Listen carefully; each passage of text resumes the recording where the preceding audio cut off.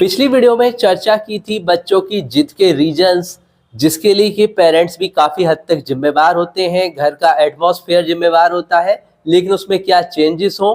आज की वीडियो में इस बारे में डिटेल से बात करेंगे, तो कंप्लीट वीडियो देखिए। तो अगर बच्चे बहुत छोटे होते हैं तो आपने देखा होगा कि अक्सर अचानक रोना शुरू कर देते हैं, चीज़ें फेंकने लगते हैं या ज़मीन पर लेटने लगते हैं। जो ज़्यादा छोटे बच्चे होते हैं वो अपनी बात को मनवाने के लिए इसी तरीके का यूज करते हैं, क्योंकि बच्चा नहीं चाहता उसकी जो भी डिमांड है, अगर कोई खिलौना चाहता है या किसी की खाने की चीज़ की इच्छा करता है, उसे ना सुनने को मिले, तो आप कह सकते हैं बच्चे का ये एग्रेसिव पॉइंट होता है, जिद करना। अब इसमें आप कहेंगे बच्चे की जिद का कारण क्या है, हमारी परवरिश का असर है। समझेंगे कैसे कि आप इस जिद को प्यार से संभाल सकते हैं, क्योंकि अगर आप इसे कंट्रोल करने की कोशिश करेंगे तो कुछ हाल ऐसा होगा जैसे कि आप मुट्ठी में रेत को भींच कर बंद करना चाहें, रेत वहां से फिसल जाता है। तो जबरदस्ती आप नहीं करें, तो ये सबसे बेटर होने वाला है। पहला पॉइंट होता है जिद आने के कारण बच्चों की परवरिश, आदत, भावनात्मक यानी इमोशनल अटैचमेंट आपके साथ कैसा है, क्योंकि आज जानते ही हैं काफ़ी फास्टली लाइफ हो चुकी है। माता पिता हैं, वहाँ पर कंबाइंड परिवार में यानी कि संयुक्त परिवार में नहीं रहते हैं, या दादा दादी है, नाना नानी है, ताऊ ताई है, या और भी जो रिलेटिव है उनका वहाँ पर कॉम्बिनेशन से बच्चों का एक इमोशनल अटैचमेंट बन पाए और उनकी जो इच्छाएं हैं वहाँ पर पूरी हो पाए।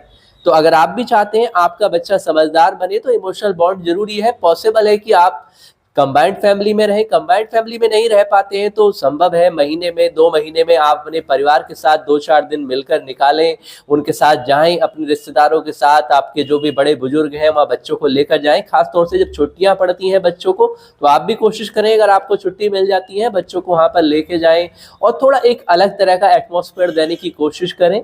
इस तरीके से उन्हें एक सामाजिकता का एहसास होता है, और जब वहाँ पर वो देखते हैं कि जो कॉम्बिनेशंस होता है परिवार का, संयुक्त परिवार का, जहाँ पर हर किसी की इच्छाएं पूरी नहीं हो पाती हैं, वहाँ पर जिद नहीं की जाती हैं, हर किसी की जो मेन आवश्यकताएं हैं पूरी होती हैं, तो उससे बच्चा वहाँ पर खुद पर कंट्रोल करना भी सीखता है। मेन कारण जो होता है बच्चों की जिद का, सबसे पहला होता है माता पिता का ध्यान आकर्षित करना, क्योंकि बच्चे के लिए माता पिता ही सब कुछ होते हैं। अगर आप बहुत ज़्यादा व्यस्त रहते हैं तो आपका बच्चा थोड़ा ज़्यादा जिद्दी होने वाला है, इसमें कोई शक नहीं है, अगर आप यहाँ पर बच्चे पर बिल्कुल ध्यान नहीं देते हैं। एग्जाम्पल होता है, ये उनका तरीका होता है कि मुझे भी देखो, मैं भी जरूरी हूँ, यानी आप मेरे पे भी ध्यान दें। जिद करना उनका एक तरीका भी है।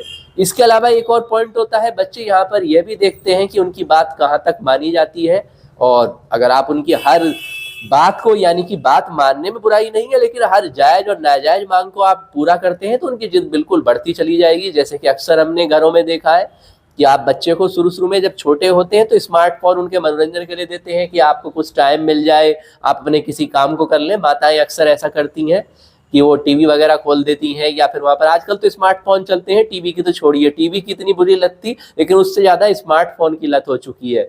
तो कुछ समय के लिए देते हैं, फिर उसकी हैबिट पड़ जाती है। कुछ समय 10-20 मिनट के लिए देंगे, फिर घंटा है, 2 घंटा है, 4 घंटा है, और ख़ास तौर से कोरोना काल के बाद में एक बहुत बड़ी समस्या बन चुकी है, और आप भी इस समस्या से 2-4 हो रहे होंगे। आप भी के बच्चे के लाइफ में जो टाइम वेस्टिंग होगा उसके लिए 99% यहाँ पर स्मार्टफोन जिम्मेवार होगा। रीजंस आपको बताए हैं। अगर आप अपने बिजनेस में, नौकरी में, व्यापार में जहाँ भी व्यस्त रहते हैं, उसके बाद भी अगर घर आकर आप डायरेक्ट अपने स्मार्टफोन पर अटैक कर देते हैं और बच्चों से कोई इंटरेक्शंस नहीं रखते हैं, उनके बारे में नहीं पूछते हैं कि भाई आपके स्कूल में आज क्या हुआ है, टीचर ने आपको क्या काम दिया है, या अपना होमवर्क दिखाइए, आपको होमवर्क कैसा दिया है, या किस तरह की आप राइटिंग करते हैं, या आपका स्कूल में अपने मित्रों से व्यवहार कैसा है, या इस तरह की जो बातें हैं, आपको जो समय देना है बच्चे से बात करना, उस पर टाइम न देकर आप सीधा घर आते हैं, अपने कपड़े फेंकते हैं, स्नान आदि जो करना होता है करते हैं, खाना खाते हैं, और सीधा जो है मोबाइल पर अटैक कर देते हैं। रूटीन बनता है तो बच्चों के लिए वहाँ स्पेस नहीं होता है। इसका भी कारण होता है बच्चे वहाँ पर जिद्दी बनते ही बनते हैं, घर के माहौल का असर होता है। घर आते हैं, आपको सब कुछ अपना नित्य कर्म करना है, लेकिन घंटा 1.5 घंटा जितना भी आपके लिए पॉसिबल है बच्चों के लिए निकालिए, उनकी मन की बातें सुनिए। अगर आप हर दिन इस तरीके से करेंगे तो आप बच्चे की जिद तो ऑटोमेटिक दूर हो जाएगी। इसके अलावा आपने देखा होगा आपके घर में कोई व्यक्ति बहुत ज़्यादा गुस्सा है, हुक्म चलाने वाला होता है, तो बच्चा भी वैसा ही व्यवहार करता है। वो सोचता है कि ऐसा गुस्सा करने से या फिर जिद करने से बात पूरी हो जाती है। तो थोड़ा आप घर का अपना एटमॉस्फेयर भी संभालिए, आप हो सकते हैं आपके पति ज़्यादा गुस्से वाले हों या आप पत्नी हैं तो आप ज़्यादा गुस्से वाली हों, अपने पति से हर बात को आप मनवाना चाहती हो। आप ये ना सोचिए उसका इफेक्ट पति पर पड़ रहा है, उसका इफेक्ट आपके बच्चों के लिए आप एग्जाम्पल सेट कर रहे हैं कि भाई आपको ऐसा करना है, इस तरीके से जिद करनी है या गुस्सा करना है, आपकी हर बात पूरी हो जाएगी। तो आपको सुधरने की आवश्यकता है, सबसे पहले आपको सुधरना है, बच्चे खुद सुधरते चले जाएंगे। दूसरा, डिजिटल समय है, हर चीज को तुरंत पाने की आदत होती है। क्लिक पर आप जानते हैं, आप क्लिक करते हैं ऑनलाइन ऑर्डर हो जाता है, आपको सामान नहीं लाना पड़ता है। आप क्लिक करते हैं, आपके स्मार्टफोन पर गेम है, यूट्यूब है या अन्य जो भी चैनल्स वगैरह चलने लगते हैं। तो ये क्लिक वाली जो आदत है ना, बच्चे के लिए कहीं ना कहीं इफेक्ट डालती है। तो बहुत ज्यादा उन्हें स्मार्ट गैजेट के पास में मत रखिए, चाहे स्मार्ट वॉच है। स्मार्ट वॉच तो बिल्कुल खरीद कर नहीं देनी है आपको। स्मार्टफोन अगर उनकी आप देखिए स्टडी के लिए आवश्यक है तो उतने टाइम आपको फोकस करना है, वो स्टडी ही कर रहा है कि उसमें टाइम बिगाड़ रहा है। अगर आप ये खुश होकर दे देते हैं कि मेरा बच्चा बहुत बढ़िया उसमें ऑनलाइन क्लासेस कर रहा है, तो आप अपने पैरों पर खुद कुल्हाड़ी मार रहे हैं। आपको वहाँ पर फोकस करना होगा, ध्यान करना होगा। अगर आपके पति घर पर नहीं रहते तो माता को देखना होगा, या पिता घर पर रहते हैं पिता को देखना है, दादा दादी, नाना नानी, चाचा ताऊ, भाई जो भी हैं, उन्हें इस बात पर, जो इस तरह के बच्चे इस स्टेज से गुजर रहे हैं, खास तौर से आप कहिए 8-9 साल, फिर 10 साल, 12 साल, 14 साल, ये खास समय होता है जब बच्चे बिगड़ते हैं। 6 साल से लेकर 12-13-14 साल तक के बच्चे जो होते हैं। इसके अलावा कभी कभी आपने देखा है बहुत ज़्यादा सख्ती भी करते हैं माता पिता। सख्ती करनी जरूरी है क्योंकि चरित्र का विकास तभी होता है। तो बहुत सी चीज़ें ऐसी होती हैं जिसके लिए आप बच्चों को ना भी कह सकते हैं, लेकिन प्यार से आप ना कहिए, थोड़ा ये आपको करना होगा। जिद कैसे छुड़ानी है आपको, फर्ज कीजिए आपके बच्चों को तो जिद की आदत पड़ चुकी है, आपके घर का एटमॉस्फेयर ऐसा है या आपके घर में ऐसा है कि बहुत ज़्यादा गुस्सा चलता है, या आपके पति ज़्यादा गुस्सैल हैं या पत्नी ज़्यादा गुस्सैल है जो पति पर हुक्म चलाती है। अब बच्चों से आपको क्या व्यवहार करना है, सबसे पहले तो अपना व्यवहार बदल लीजिए। फर्स्ट स्टेप आपका यही है, बच्चों के सामने तो बिल्कुल नहीं करना है। शांत रहिए, प्रतिक्रिया नहीं, समाधान दीजिए। बच्चे अगर किसी चीज़ की जिद करते हैं तो उसके बारे में समझाइए, गुस्से में नहीं कि भाई ऐसा नहीं हो सकता, हम ऐसा नहीं करेंगे, फलाना हो जाएगा, इस तरह का गुस्सा नहीं करना है। उससे धीरे से कहिए कि हमें पता है कि आपको इस चीज़ की आवश्यकता है, थोड़ा टाइम दीजिए, हम जैसा इसके बारे में जो स्पेंड करेंगे, टाइम करेंगे या मनी की व्यवस्था करेंगे तो आपको ये चीज़ मिल जाएगी। तो बच्चा इसे सीखेगा और उसके बारे में अगर आप गुस्से में प्रतिक्रिया देंगे तो और ज़्यादा वहाँ पर जिद बढ़ जाएगी। और बच्चे को समझाइए, उससे कांटेक्ट बना के रखिए, संवाद बना के रखिए। संवाद जरूरी है, यानी कह सकते हैं डायलॉग्स जरूरी है, भावनाएं समझिए। कभी कभी उसे बातों को सुन लेना भी उसके गुस्से को या जिद को शांत कर देता है। कभी कुछ कहना चाहता है और आप बीच में ही बोलने लगते हैं भाई तू तो बहुत खराब है, तूने जिंदगी खराब कर दी, फलाना ढिकाना। तो इस तरह की बातें ना करिए। नियम तय कीजिए, अगर किसी वस्तु की आवश्यकता भी कि कब मिलेंगी, किस कारण मिलेंगी, कुछ ऐसा टाइम टेबल बनाइए, जैसे कि कौन सी चीज़ कब मिलेगी। जैसे खेलने का टाइम बनाइए, मोबाइल का टाइम बनाइए कि मोबाइल तुझे बस 30 मिनट के लिए मिलेगा।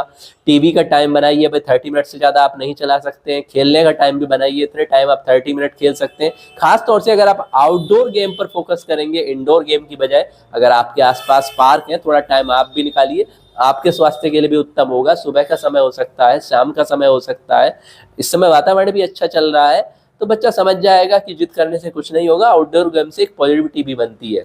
अगर आपको ना भी कहना है, कुछ ऐसा है जिसे आप नहीं चाहते हैं, बच्चे के हित के लिए नहीं है, तो सख्ती से न कहें, प्यार से कहें। जैसे कि कहीं ले जाने के लिए बच्चा कहता तो कहें बेटा हम चलेंगे पर आज नहीं, कल तेरे साथ अवश्य चलेंगे। तो बच्चे को इनकार भी समझ आता है, लेकिन भावना जो आहत नहीं होती है। अगर आप एक तरीके से कहिए पत्थर मारेंगे तो भाई वह पत्थर की क्रिया की प्रतिक्रिया तो आती ही आती है। और इससे बड़ी बात है, बच्चे के अच्छे व्यवहार की आपको सराहना भी करनी है। उसने अच्छा काम किया है, अपना होमवर्क आपको लगता है अच्छा है, उसने टेस्टों में अच्छे नंबर लाए, तो उसकी सराहना भी कीजिए, प्यार से समझाइए।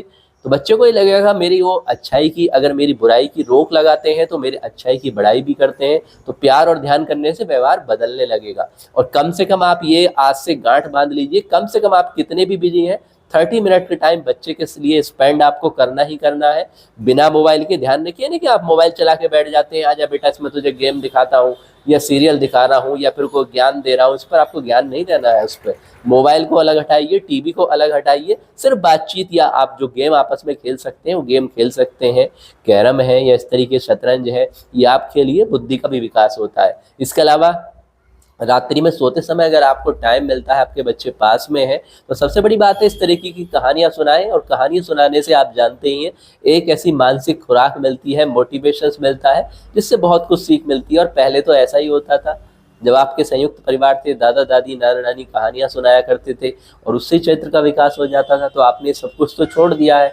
एक सबसे बड़ी बात, बच्चों के सामने आप आपस में भी चिल्लाएं नहीं, चिल्लाना बिल्कुल अवॉइड कर दें, क्योंकि बच्चा वही तरीका अपनाता है जो वो घर में देखता है। अगर बच्चा आपका जिद कर रहा है, चिल्ला रहा है, इसका मतलब आपके घर का वातावरण 100% ऐसा है, हम यहाँ पर लिख कर देते हैं। तो बच्चों के सामने चिल्लाना नहीं है, गुस्सा नहीं करना है, गाली तो भूल कर भी नहीं देनी है, हाथ कभी उठाना नहीं है, इन बातों को आपको ध्यान रखना है। दोस्तों, बच्चे का जिद्दी होना बुरा नहीं है, ये उसके अंदर की ऊर्जा और आत्मविश्वास का संकेत है कि कुछ कर सकता है, कुछ पाना चाहता है। केवल आपको उस ऊर्जा को सही दिशा की तरफ मोड़ना है, इतना करना है। थोड़ा प्यार, थोड़ा धैर्य, थोड़ा समय, थोड़ा अपने पर फोकस करना है, और यही है अच्छी पेरेंटिंग का सबसे बढ़िया फॉर्मूला जो है। तो अगर आप इसे फॉलो करेंगे तो आपके बच्चे बिल्कुल जिद्दी नहीं रहेंगे, आपके कहने में चलेंगे। अगर आप इस बारे में ज़्यादा कुछ जानना चाहते हैं तो कमेंट्स में लिख सकते हैं। मिलते हैं इसी तरह की महत्वपूर्ण जानकारियों के साथ।